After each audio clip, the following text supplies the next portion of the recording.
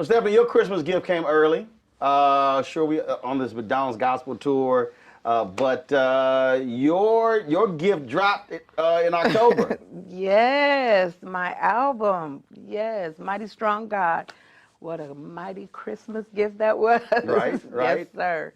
Produced by Pastor J.J. Harrison on RCA Inspiration record label, and I'm just really excited about it. Did you ever think you would be in this position, not only dropping the album, but being on this McDonald's gospel tour? No, sir, I never thought that I would ever have my dream to come true. But I do know that God's promises are God's promises, and He's going to come through and see you through those promises. So I'm excited. I'm still in awe of what is going on, and I definitely didn't think that I was going to be on the McDonald's. I watched every year of this show. 15, yes, that's 15 years. 15 years. I watched every year, just like I watched every season of the BET Sunday Best Show. And here I am being one of the people that are being featured, and God is amazing. You talked about when there are promises, but the reality is when people are going through stuff, they don't see it. Right. When you think back to being homeless, what, as you were dealing with that, what was happening here? What was going on in my mental, I definitely didn't see God's promises of, becoming a recording artist or any of that. What I saw was what I was facing. And it was sleeping on the floor, started in the car, having my children go through wanting to commit suicide and the depression of it all. I never gave up on God, though, because I knew that He was protecting me, even though I didn't see it. And that's why it says, what, faith comes by seeing, right? And so you have to imagine the big things that God has in store for you. And I struggled with that. I went to my pastor and said, can I sit down? I was the minister of music. Because what So you were the minister of music while you were homeless? Yes. Yes, sir. I sure was. And I sang, and when I stopped believing what I was singing, I asked if I could have a sit down because I needed to connect back with God. I didn't get angry with God, but I had unforgiveness in my heart. I was bitter. I had hate in my heart for what had took place.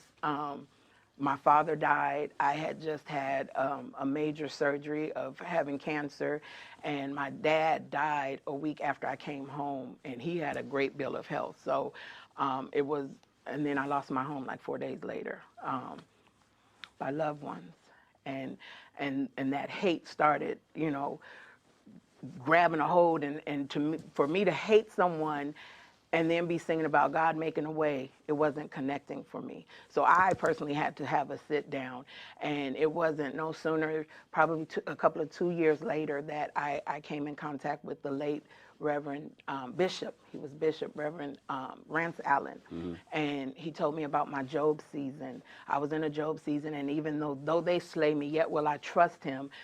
We forget that we have to pray for those who hurt us and despised us. And I couldn't pray blessings because me and my kids were homeless. But how did y'all meet? The Bishop, Rance Allen. Yeah. How did you meet Rance Allen? He came and did a revival, and they asked me to sing. And I shared a bit of my testimony, and I've always looked up to him. And I shared a bit of my testimony. I didn't go into a whole lot, but he said he saw the hurt. He could hear the hurt. But he also told me that once I forgive and start praying for these that have hurt me, God would open up doors. And probably 6 months later, God opened up the door for me to be on BET Sunday Best. It's hard for a lot of people to hear that and go, yeah, but how could you not be mad? Right. How could you not be angry? And you said you were not mad at God, but you were mad at people. Mm-hmm. I was mad at the ones that had hurt me, who, it wasn't God. But I also know that God came to me and told me that he took my father. He took all of this because I was so stuck on relying on my father for everything. You know, when I went through, I called on Daddy, and I didn't call on the daddy above. You know, my faith, I wasn't putting my faith in action. And the sad thing is, I sang for years and telling people how you can get through this and you can get through that. And as my life was going, I wasn't believing what I was singing, but just so used to being in the church and doing it, it became normal. You know what I'm saying? It was a learned thing, and God said, I need you to trust me. So he took my dad, and people don't understand that when I say that. He took my dad because I was dependent on my father so much, and he wanted me to put my faith in action. And once I put my faith in action, I forgave those people. I have no animosity towards anybody, even not just those people that put me out and my children out, but church and all that. I forgave all that, and I said, well, God, for you I live, and for God you I die, and I just want you to have your way in my life. And he started opening up doors, even in the midst. And just because he opened up these doors doesn't mean that I still don't go through stuff. And people have to understand that. You know, we still go through struggles, and it's just putting our faith in action. This is the Inspiration Gospel Tour. Yes. And when you think about gospel music, when you think about people who have attended or watched this tour over the last 15 years, how does the music actually inspire? I believe the music inspires the people because it gives them hope. Like we're doing the Christmas celebration, and it's giving people that may not have a family and the joy and feel the love. Here we're being able to express, all this happiness that's going on, even in your hurt and even in your pain. And I know it's hard to do that. But I think that music, when you let it manifest in your spirit, whatever the song is, I think it just brings a whole much of love and light. So when you said when you went to your pastor to reconnect, that was interesting about that is, did you step away? Did you say, you know what, I need to be refilled, I need to be revived? Because there are a lot of people people don't think about it that way, but the reality is there's church that people see on Sunday, then there's Monday through Saturday church. That's actually work. And folks get burned out, and they have to. There was a pastor in D.C. who said, "If I don't take the sabbatical, I probably will leave the ministry." He needed. He said, "I'm empty." He said, "I have nothing left." He said, "I need to step away from this. I've got to get refilled." A lot of folks don't think about that when you talk about those who work in ministry, who don't realize that they're carrying the burdens, and everyone is asking them, "Oh, please pray for me." But then it's like, yeah, but who's going to pray for us? Yes. I didn't leave the church. I just asked to sit down for a few months to reconnect and to allow God to minister to my heart. And so you stopped singing in church? I stopped singing for a while, yes. So and how many months was that? Probably about 3 months which meant that when you were going to church, you were a parishioner.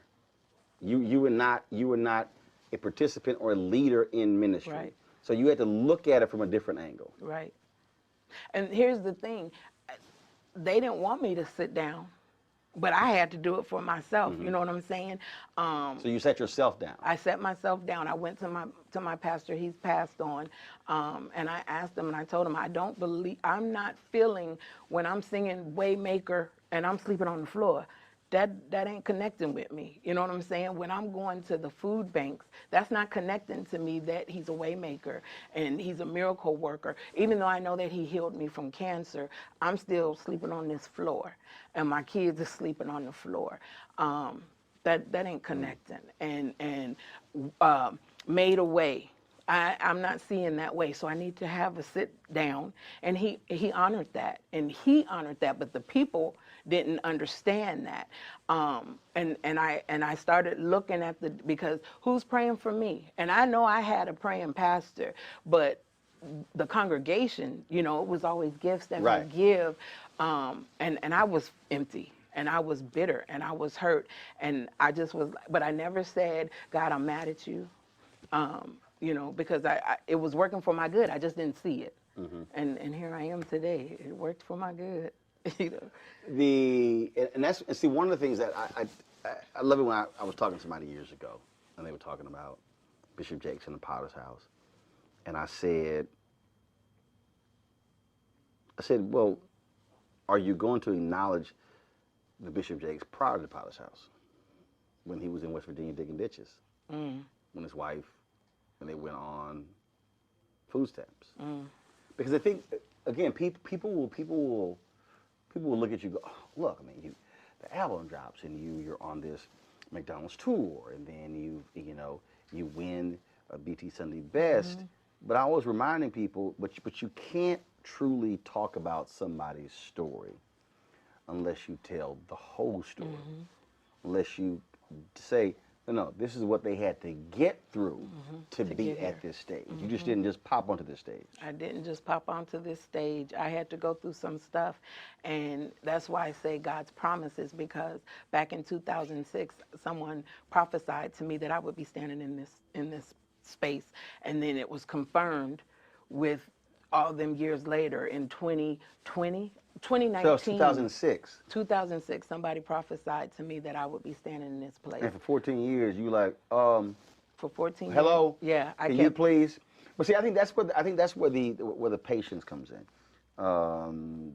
June 2000, God had me write all this stuff down. I'm going to be doing this and this and this and this and this.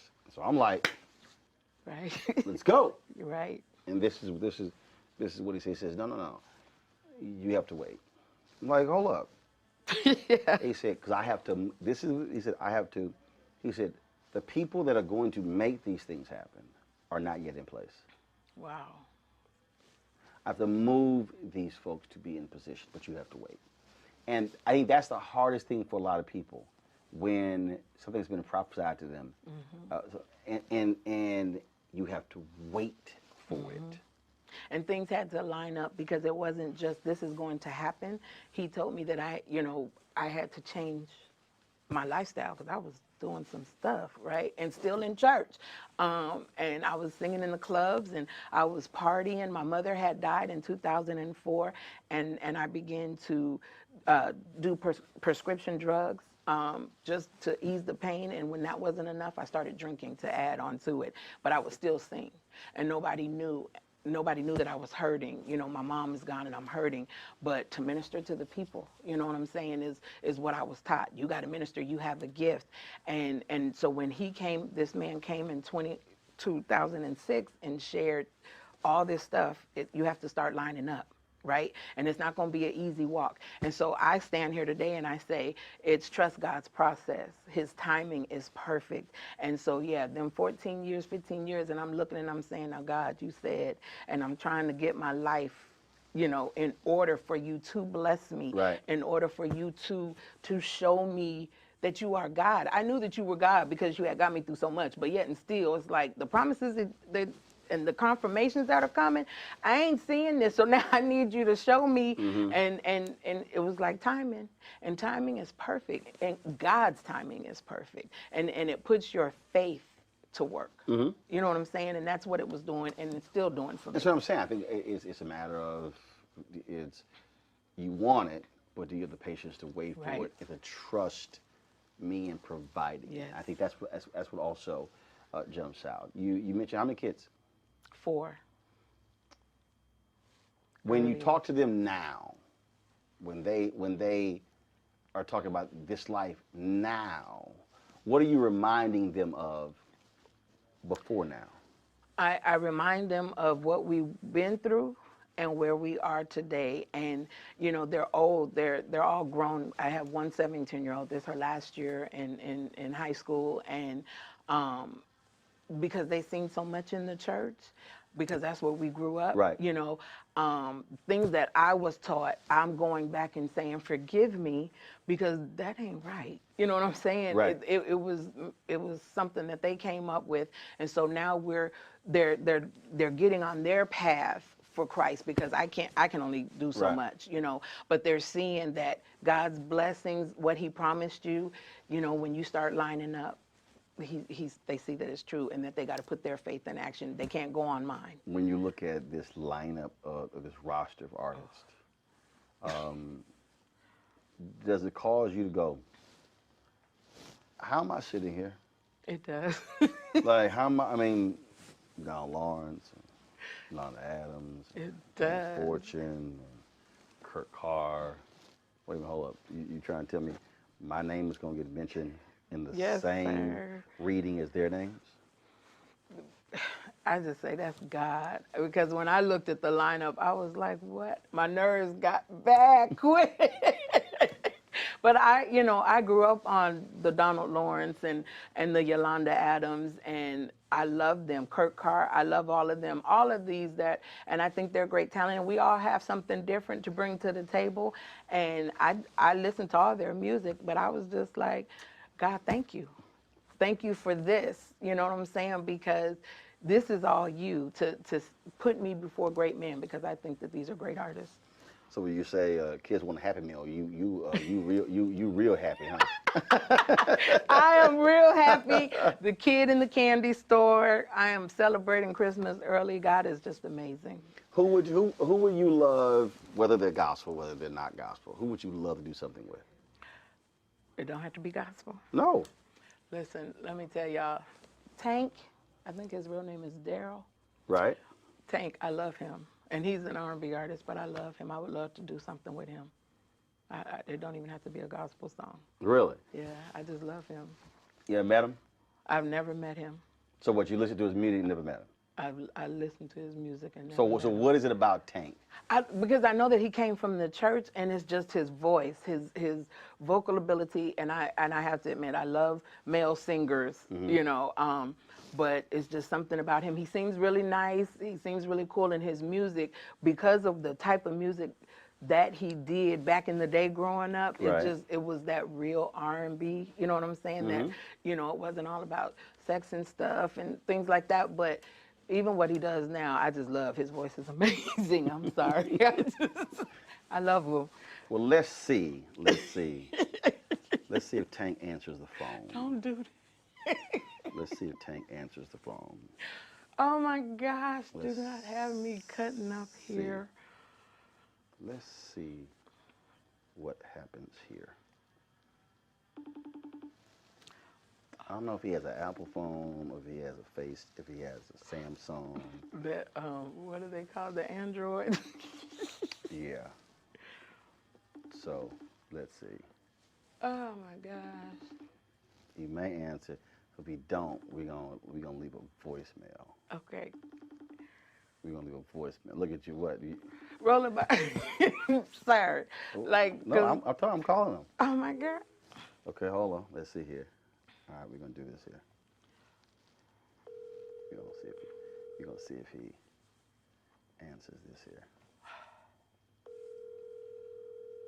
Sophie. Hello? Tank. Yep. Roland Martin. What up, Doc? I'm sitting here with, I was just FaceTiming you. I'm sitting here doing an interview in Houston for this McDonald's gospel tour. And there's a sister on here. She won BET's Sunday Best. She was homeless. She went through all kind of drama. Dropped a new album last month. So I'm interviewing her, and I said, her name is Stephanie Summers. And so I said, name me an artist, gospel artist, non-gospel, who you would love to do something with. She started having heart palpitations, and she said, Tank. And I said, well, have you ever met Tank? And she says, I ain't never met Tank. I don't know Tank. All I know is she was just going on and on and on. Oh and I said, well, you know what? We're going to call Tank. And she thought I was lying. So I'm gonna pass her the phone so she can just say, hey, Stephanie, that's Tank. Hi, Tank. How you doing, Stephanie? Oh my Congratulations gosh. to you. Thank you so much. Oh my gosh. Oh my gosh. I love you so much. I love you. I love you too then, shoot. Yeah.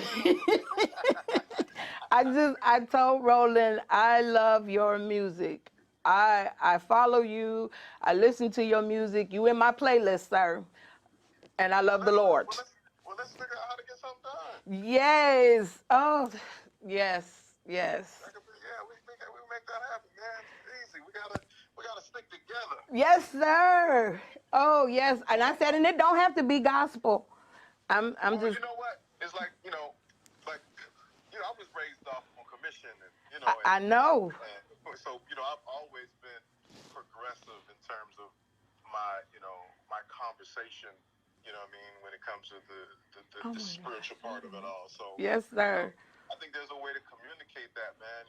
There's formulas from our OGs, BB and CC, and Yes. of course, like I said, Commission, and from Fred, and Yes. and of course from Kirk. Like there's formulas. You know what I'm saying? Yes, that we can tap sir. into, and it can be really dope. So I'm with you. I'm Oh, rock with you. thank you so much. I love you so much. Oh my gosh. Make sure Roland give you my information. I will. You got it on speaker? Yep. Yes. Okay, yeah. Take my information. Text me. Let's lock in. Let's figure it out. Thank you so much, Tank. All right. Oh my gosh. All right, Tank. Take care. Brother, appreciate you, man. Not a problem, bro. Not a problem. Oh my gosh. All right, peace out. Yo. Listen, I'm almost 50 years old, acting like a little kid. This is. Okay, I'm sorry. Oh my God. I did that with you too. So. You did what? All this that I'm doing right now. When they said I was interviewing with you, I went into like complete kid mode. Okay. Well, I was trying to be professional. I'm gonna hook you up and Oh give you my Tank's gosh. number. Okay. Oh my gosh. Okay. I done cried already, so I can't. I gotta go rehearse with my makeup on. It's all good. It's good to meet It you. was nice to meet you too. Thank you so much. Let me know when y'all do something. I will. All right, Yes, then. sir. Thank I appreciate it. Thanks I a bunch. appreciate you. Thank you. We good?